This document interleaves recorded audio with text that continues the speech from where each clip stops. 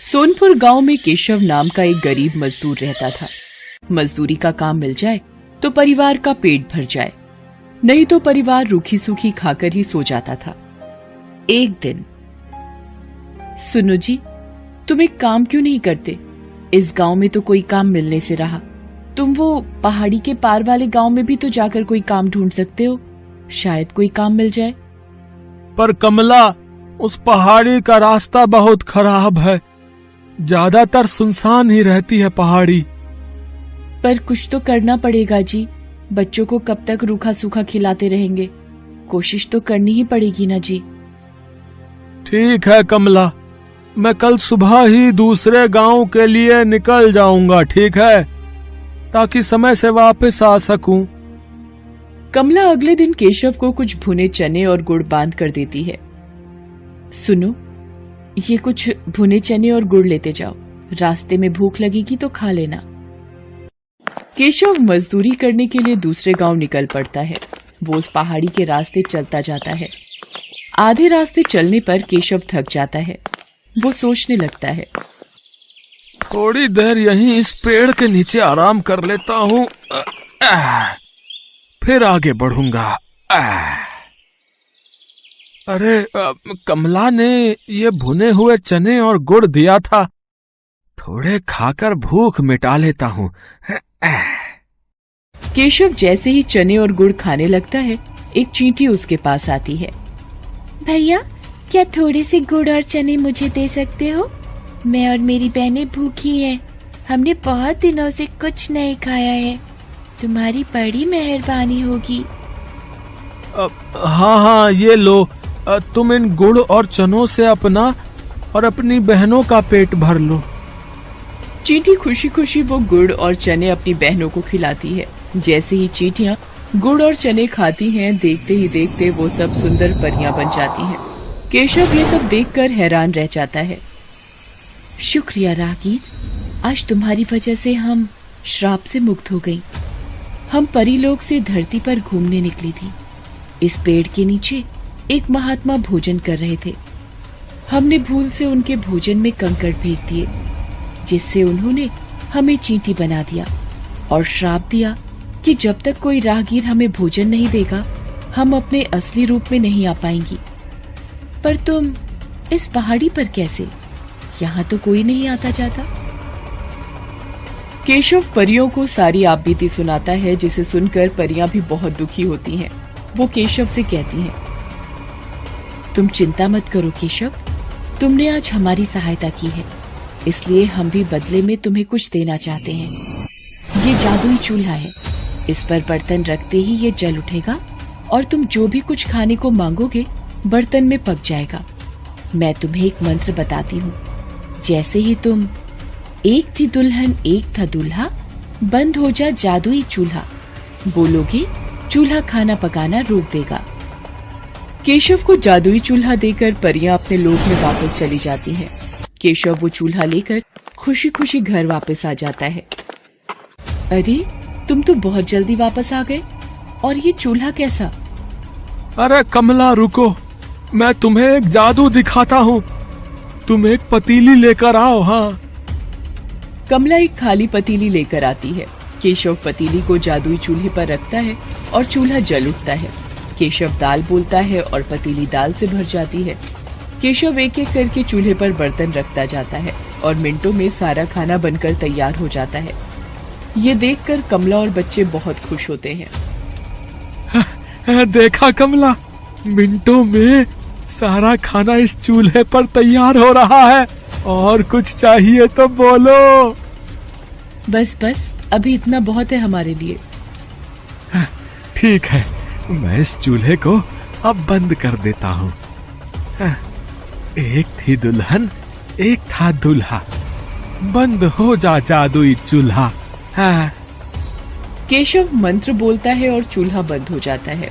अब केशव के परिवार को भूखा भी नहीं सोना पड़ता था। एक दिन, सुनो जी, मैं सोच रही हूँ क्यों ना हम एक चाय का ढाबा खोल लें। इस चूल्हे पर चाय और पराठे बनाकर बेचा करेंगे, इससे थोड़ी कमाई भी होनी शुरू हो जाएगी और तुम्हारी काम की तलाश भी बंद हो जाएगी। कह तो तुम ठीक रही हो कमला, बिल्कुल ठीक है। अब मैं एक दुकान किराए पर ले लेता हूँ। जो पैसे आएंगे उससे किराया भी भर देंगे और घर खर्च भी निकल आएगा। केशव घर के नजदीक ही एक छोटी सी दुकान किराए पर ले लेता है और जादुई चूल्हा रखकर चाय बनानी शुरू कर देता है। धीरे धीरे केशव का चाय नाश्ते का ढाबा चल पड़ता है। आने जाने वाले लोग केशव के ढाबे पर रुककर चाय पराठे खाया करते थे। जिन गरीबों के पास पैसे नहीं होते थे, केशव उन्हें मुफ्त में ही खाना बांट दिया करता था। उसे अपनी गरीबी के दिन याद थे। धीरे धीरे केशव की गरीबी की हालत में सुधार होने लगता है। एक दिन, अरे भाई केशव, कैसे हो? अरे मोहन, अरे तुम शहर से कब आए भैया? हैं? गांव का तो रास्ता ही भूल गए लगता है। बस काम से फुर्सत ही नहीं मिलती। वो तुम्हारी भाभी को यहाँ गांव में कुछ काम था ना, तो 2-1 दिन के लिए आए हैं। मैंने सुना है तेरे तो वारे न्यारे ही हो गए हैं। तूने ढाबा खोल लिया यार, जिसकी चर्चा पूरे गांव में हो रही है। हाँ मित्र, बस सब भगवान की कृपा है। बात कुछ और ही है। ये ऐसे नहीं मानेगा, मुझे सच का पता लगाना ही होगा। अगले दिन केशव ढाबे पर जाता है। मोहन भी उसके पीछे पीछे जाता है। अरे मोहन, अरे इतनी सुबह सुबह। मैंने सोचा कल वापस शहर जा रहा हूँ, तो आज तुम्हारे ढाबे पर ही चाय नाश्ता कर लूं, है कि नहीं? पता नहीं शहर से फिर कब आना हो। हाँ मोहन, बिल्कुल बिल्कुल भाई, ये भी कोई कहने की बात है। अरे तुम बैठो, मैं तुम्हारे लिए चाय और पराठा लेकर आता हूँ ना। केशव ढाबे की रसोई में चला जाता है। मोहन केशव को छुपकर देखने लगता है। ये क्या जादू है? केशव ने इस चूल्हे पर पतीली रखी और खाली पतीली चाय से भर गई। अरे अब ये तवा रख रहा है। ये क्या, पराठा भी बन गया? ये तो कोई जादुई चूल्हा है। अच्छा, तो ये बात है। तभी कहूं, ये रूखी सूखी खाने वाले ने ढाबा कैसे खोल लिया? ये चूल्हा वैसे मेरे पास होना चाहिए, मैं इसे चुरा लेता हूँ। हाँ। शाम को जब केशव घर लौट जाता है, मोहन रात के वक्त चूल्हा चुरा कर पत्नी के साथ शहर भाग जाता है। केशव जब ढाबे पर आता है, चूल्हा गायब होता है। अरे कमला, कमला, अरे हमारा जादुई चूल्हा चोरी हो गया है। अब हम क्या करेंगे? कैसे पैसे कमाएंगे? सुनो जी, जो हो गया सो हो गया। इस बहाने हमें मार्गदर्शन तो मिला। अब आप एक नया चूल्हा लेकर इस ढाबे को आगे बढ़ाओ। देखना, आपकी मेहनत रंग लाएगी। केशव एक मेहनती व्यक्ति था, इसलिए उसने फिर से एक नई शुरुआत की। उधर जब मोहन अपनी पत्नी के साथ शहर में अपने घर पहुंचा। जाओ शीला, एक खाली पतीली ले आओ। अभी तुम्हें इस चूल्हे का जादू दिखाता हूँ। जादुई चूल्हे, मुझे पुलाव चाहिए, पुलाव। चूल्हे पर बर्तन रखकर मोहन ने जैसे ही पुलाव बोला, चूल्हा जलने लगा और पुलाव बनता चला गया। मोहन चूल्हे को फूंक मार मार कर बंद करता रहा, पर वो बंद ही नहीं हो रहा था। अरे ये चावल बनने तो बंद ही नहीं हो रहे। अरे ऐसे तो पूरा कमरा भर जाएगा। हम दोनों चावल के ढेर में दबकर मर जाएंगे। शीला, क्या करूं? कुछ समझ नहीं आ रहा है। अब तो एक ही रास्ता है, इस चूल्हे को तोड़ दो। हाँ, ये ठीक रहेगा। मैं इस घटिया चूल्हे को तोड़ देता हूँ। मोहन गुस्से में चूल्हे को पटक कर तोड़ देता है। चूल्हे के 2 टुकड़े हो जाते हैं और जादू खत्म हो जाता है। चूल्हे की जगह मिट्टी का ढेर पड़ा रह जाता है। केशव को जादुई चूल्हे की मदद से काम मिल जाता है और वो मेहनत से पैसे कमाने लगता है, जबकि मोहन के हाथ में आकर जादुई चूल्हा मिट्टी हो जाता है। किस्मत भी उनका ही साथ देती है जो ईमानदार और नेक दिल होते हैं। चोर और मक्कार व्यक्तियों के हाथ सदा ही खाली रह जाते हैं। ये लो भैया, पूरे 12 किलो गेहूं है, अच्छे से पीस देना। हाँ ठीक है, शाम को आकर ले जाना। अच्छा, कितने पैसे बताए तुमने? 12 किलो गेहूं के 120 रुपए होंगे। हे राम, इतना महंगा? क्या भाभी, 1 किलो गेहूं के मैं बस 10 रुपए ले रहा हूँ। अब सारा दिन चक्की चलाकर मेहनत भी तो करूंगा ना। अच्छा चलो ठीक है, लेकिन मुझे शाम तक ही चाहिए। हाँ, मेरे घर कुछ मेहमान आ रहे हैं। ठीक है भाभी, आप फिक्र ना करो, हो जाएगा। भरतपुर नामक गांव में सुरेश नाम का एक गरीब व्यक्ति रहता था। वो दिन भर हाथ से चक्की चलाकर आटा पीसता, तब जाकर उसके घर का चूल्हा जलता। घर में उसकी पत्नी उमा और 5 साल की बेटी मोनी थी। उसकी पत्नी उमा हमेशा उसे गरीबी के ताने दिया करती थी। बस सारी जिंदगी चक्की चलाते रहना, और कुछ काम तो तुम्हें आता ही नहीं। अरे जब पति काम से थका हारा घर लौटता है तो उसकी बीवी को उसे चाय पानी के लिए पूछना चाहिए, ना कि आते ही चिक चिक बाजी शुरू कर देनी चाहिए। आए बड़े जैसे कि कोई अंबानी हो ना, जो नोटों की गड्डी लाकर मुझे दे रहे हो। 3 दिन से चावल खाने का मन है मेरा, लेकिन पति आटा चक्की चलाने वाला क्या मिला, मानो चावल से तो रिश्ता ही छूट गया मेरा। बाबा ये लो पानी। ला मेरी बिटिया, जुग जुग जियो। सुरेश के घर ये रोज का काम था। उसकी पत्नी हमेशा पैसों के लिए उसको ताने देती। एक दिन सुरेश बड़ी मेहनत से आटा पीस रहा होता है कि तभी एक तेज आंधी तूफान आता है और उसका सारा आटा अपने साथ हवा में उड़ाकर ले जाता है।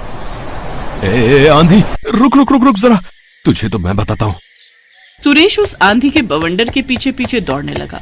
कुछ देर बाद वो बवंडर एक पर्वत पर आकर रुक गया। ए आंधी, मेरा आटा मुझे लौटा दे, मैं अपने ग्राहकों को क्या जवाब दूंगा, मुझ गरीब को क्यों परेशान कर रही है। तभी उस आंधी में से एक औरत का चेहरा नजर आने लगा, लेकिन आटा तो सारा उड़ गया। मुझे नहीं पता, तू कुछ भी कर, लेकिन वो आटा तू मुझे जल्द से जल्द लौटा दे। वो आटा तो मैं तुम्हें अब नहीं लौटा सकती, लेकिन मेरे पास तुम्हें देने के लिए कुछ है। तभी उस घूमते हुए आंधी के बवंडर से एक पीतल का टिफिन बाहर निकला। अरे ये क्या है? ये एक जादुई टिफिन है, इससे तुम जो भी मांगोगे वो तुम्हें मिल जाएगा। ये तुम्हारी सभी मांगे पूरी करेगा, लेकिन इसके लिए तुम्हें पहले ये मंत्र बोलना होगा। ऐ मेरे जादुई टिफिन, कर दे मेरी मुराद पूरी, जो मैं मांगू मिल जाए मुझको, रहे न कोई ख्वाहिश अधूरी, जल्दी से इस टिफिन को भर दे तू आटे से। सचमुच बड़े ही कमाल का है ये तो। सुरेश खुशी खुशी उस पीतल के टिफिन को लेकर अपने घर पहुंचा। घर में सुरेश की पड़ोसन और उमा की सहेली बिंदु आई हुई थी। उसकी नजर पीतल के उस टिफिन पर जाती है। इस कंगले के पास ही पीतल का टिफिन कहाँ से आया? बिंदु को देखकर सुरेश चुप हो गया और उसने वो टिफिन अपने पीछे छुपा लिया। टिफिन को छुपाते हुए देख बिंदु को उस पर शक हुआ और वो बहाना बनाकर वहां से जाने लगी। अच्छा मैं चलती हूँ, बहुत देर हो गई है, मेरे वो भी काम से आ गए होंगे। लेकिन बिंदु बाहर जाकर खिड़की से सारी बातें सुनने लगती है। क्या है, क्यों घोड़े पे सवार हो रहे हो? मैं तुम्हें अभी एक चमत्कार दिखाता हूँ। सुरेश उस आटे को एक बर्तन में निकालकर उसे खाली करता है और खाली टिफिन को हाथ में लेकर मंत्र पढ़ने लगता है। ऐ मेरे जादुई टिफिन, कर दे मेरी मुराद पूरी, जो मैं मांगू मिल जाए मुझको, रहे ना कोई ख्वाहिश अधूरी, जल्दी से इस टिफिन को भर दे तू आटे से। तभी उस टिफिन में और आटा आ जाता है। बाप रे, ये जादू कहाँ से सीखा है रे आप? सुरेश उमा को सारी बात बताता है। वाह जी वाह, अब तो हमारे दिन ही बदल जाएंगे। हाँ, आटा भी आ जाएगा और चक्की चलाकर मेहनत भी नहीं करनी पड़ेगी। अगले दिन जब सुरेश किसी काम से बाहर गया था और उमा मोनी को लेने स्कूल गई थी, तो बिंदु चुपके से उनके घर गई और वो जादुई टिफिन उसने चुरा लिए और वहां हूबहू वैसा ही पीतल का टिफिन रख दिया। अगले दिन सुरेश को जब आटा पीसने का ऑर्डर मिला तो उसने अपने उस टिफिन का इस्तेमाल करना शुरू किया, लेकिन उसके बार बार मंत्र पढ़ने के बाद भी जब उसमें से कुछ नहीं निकला तो वो गुस्से में चिल्लाते हुए कहने लगा, उस आंधी ने मुझे धोखा दिया है, उसने सिर्फ एक ही दिन का जादू मुझे दिया था। वो गुस्से में आंधी के पास पहुंच जाता है। ए आंधी, तूने मुझे धोखा दिया। लेकिन मैंने तो तुम्हें कोई धोखा नहीं दिया। ये रखो अपना जादुई टिफिन, ये तो अब बिल्कुल भी काम नहीं कर रहा है। लेकिन ये तो वो टिफिन है ही नहीं जो मैंने तुम्हें दिया था। अच्छा, तो क्या अब मैं तुमसे झूठ बोल रहा हूँ? तभी उस आंधी ने अपने जादू से एक बड़ा टिफिन निकालकर उसको दे दिया।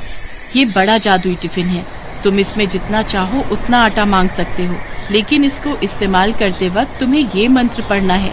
ऐ मेरे बड़े जादुई टिफिन, कर दे मेरी मुराद पूरी, जो मैं मांगू मिल जाए मुझको, रहे न कोई ख्वाहिश अधूरी, जल्दी से इस बड़े टिफिन को भर दे तू आटे से।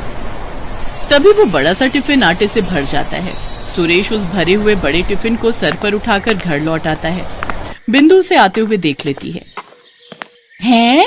इतना बड़ा टिफिन? लगता है ये भी पूरा आटे से भरा हुआ है। अब तो मुझे इसे भी चुराना ही होगा। घर आकर सुरेश उमा को फिर से सारी बात बताता है। सच में जी, ये तो बहुत बड़ा टिफिन है। अब तो हमारी कमाई खूब होगी। हाँ उमा, जितना पहले मैं महीने भर में जाकर कमाता था उतना अब मैं एक दिन में कमाऊंगा और मैं खुद का आटे का बड़ा सा गोदाम खोलूंगा। हाय, मुझे तो अभी से ही सोच सोच कर खुशी हो रही है। तनी एक बार हमको भी तो जादू दिखाओ ना। सुरेश ने उस बड़े टिफिन के आटे को कनस्तर में डाला और मंत्र पढ़ने लगा। ऐ मेरे बड़े जादुई टिफिन, कर दे मेरी मुराद पूरी, जो मैं मांगू मिल जाए मुझको, रहे ना कोई ख्वाहिश अधूरी, जल्दी से इस बड़े टिफिन को भर दे तू आटे से। तभी वो बड़ा टिफिन आटे से पूरा भर जाता है और एक बार फिर बिंदु खिड़की से झांक कर ये सब देख लेती है। हाय रे, मर जावा, इतना सारा आटा जी। चलो इसे अभी लाला को बेच आते हैं और इससे जो पैसे मिलेंगे उससे हम चावल और मुर्गी खरीद कर लाते हैं। मेरा बड़ा मन कर रहा है रसेदार मुर्गी और भात खाने का। तो चलो फिर, देरी किस बात की। वो लोग लाला के पास आटा बेचने चले जाते हैं और बिंदु इस बात का फायदा उठाकर जल्दी से एक वैसा ही बड़ा सा टिफिन बाजार से लाकर रख देती है और उस जादुई टिफिन को चुरा ले जाती है। अगली सुबह सुरेश उस बड़े टिफिन को लेकर अपने काम पर पहुंचा और उससे एक बार फिर आटा मांगने लगा। वो काफी देर तक मंत्र पढ़ता रहा। ऐ मेरे बड़े जादुई टिफिन, कर दे मेरी मुराद पूरी, जो मैं मांगू मिल जाए मुझको, रहे ना कोई ख्वाहिश अधूरी, जल्दी से इस बड़े टिफिन को भर दे तू आटे से। लेकिन लाख कोशिशों के बाद भी जब आटा नहीं निकला तो वो गुस्से में तमतमाता हुआ फिर से आंधी के पास पहुंचा। जादुई आंधी, तुमने एक बार फिर मुझे धोखा दिया। नहीं, मैंने तुम्हें कोई धोखा नहीं दिया। झूठ, एकदम झूठ। तुम जब भी मुझे कोई जादुई टिफिन देती हो तो उसका जादू एक दिन के बाद ही खत्म हो जाता है। ये कैसे हो सकता है? आंधी ने जब उस बड़े टिफिन को देखा तो वो समझ गई कि ये वो जादुई टिफिन नहीं है। इस बार मैं तुम्हें एक ऐसी चीज दूंगी जिससे तुम्हें समझ आ जाएगा कि मैंने तुम्हें धोखा नहीं दिया। आंधी अपने जादू से एक डंडा निकालकर सुरेश को देती है। लेकिन इस डंडे का भला मैं क्या करूंगा? इसको तुम ले जाकर अपने घर पर रख देना और जब तुम्हें वो चोर मिल जाए तो उससे कहना, ऐ मेरे जादुई डंडे, दिखा दे तू अपना कमाल, जो भी आए तुझे चुराने उसका तू कर दे धमाल। सुरेश एक बार फिर उस जादुई डंडे को लेकर घर आया और एक बार फिर बिंदु ने उसे देख लिया। जरूर इस डंडे में भी कोई जादू छिपा होगा। अब किसी तरह इसे भी चुरा लेती हूँ। अगले दिन मोनी जब स्कूल गई हुई थी तो सुरेश और उमा ने घर से बाहर जाने का नाटक किया और दरवाजा खुला छोड़कर चले गए। इस बाट में बैठी बिंदु जल्दी से उनके घर के अंदर जाती है और उस डंडे को चुराने की कोशिश करती है। लगता है सभी बाहर गए हैं। जैसे ही बिंदु ने उस डंडे को हाथ लगाया तभी सुरेश और उमा वहां आ गए और सुरेश ने मंत्र पढ़ना शुरू किया। ऐ मेरे जादुई डंडे, दिखा दे तू अपना कमाल, जो भी आए तुझे चुराने उसका तो कर दे धमाल। तभी वो डंडा बिंदु को पीटने लगा। अरे रे, मर गई रे, मर गई। हाय दैया, कोई मुझे बचा लो। हा, आई बड़ी सहेली होकर अपनी सहेली के घर चोरी करती है। हाँ, जल्दी से हमें हमारे जादुई टिफिन लौटा दो, नहीं तो इस डंडे की पिटाई से आज तुम यहीं मर जाओगी। हाँ, अभी लाती हूँ। जब तक बिंदु ने सुरेश को उसकी अमानत नहीं लौटाई तब तक उस डंडे ने उसकी पिटाई जारी रखी। बिंदु दौड़कर अपने घर गई और वो दोनों जादुई टिफिन लाकर सुरेश को दे दिए। अब रुक जाओ जादुई डंडे। अब आज के बाद हमारी कोई चीज चुराई ना तो याद रखना। हाय, इतनी मार खाने के बाद तो मैं तुम्हारी क्या किसी की भी कोई चीज नहीं चुराऊंगी। इतना कहकर बिंदु वहां से 9-2-11 हो गई। अब बड़े और छोटे जादुई टिफिन की मदद से सुरेश आटा निकाल कर बेचता रहा। आज के बाद उसे चक्की चलाने की जरूरत ही नहीं पड़ी।